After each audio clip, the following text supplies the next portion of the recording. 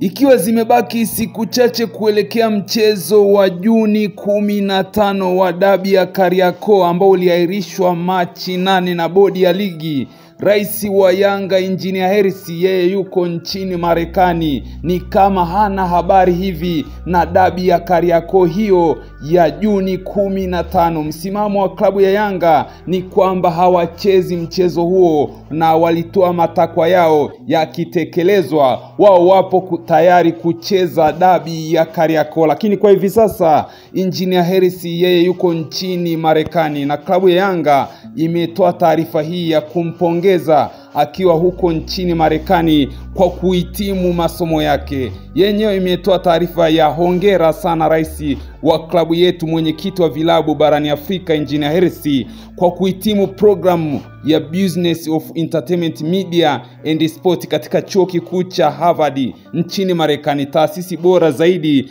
duniani katika kuunda viongozi na wataalamu katika sekta mbalimbali. Hii hapa ni taarifa kutoka katika ukurasa rasmi wa klabu ya Yanga ukimpongeza Engineer Hersi kwa kuhitimu masomo yake katika programu hii ambayo amejifunza huko nchini Marekani. Yeye hana habari ya mchezo huu wa dabi ya Kariakoo wa tarehe 15. Yuko busy na masomo yake kama Yanga hapa walivyobainisha. Lakini msimamo wa klabu ya Simba, wao wametoa taarifa kwa umma jana wakisema mchezo huo uko pale pale na hawatacheza au hawatashiriki mchezo mwingine endapo bodi ya ligi pamoja na TFF wakiahirisha mchezo huo wa Juni 15. Simba wao wanasema mchezo uko pale pale na wanawasi mashabiki wa Simba wakaujaze uwanja. Mwenyeji wa mchezo huo ni timu ya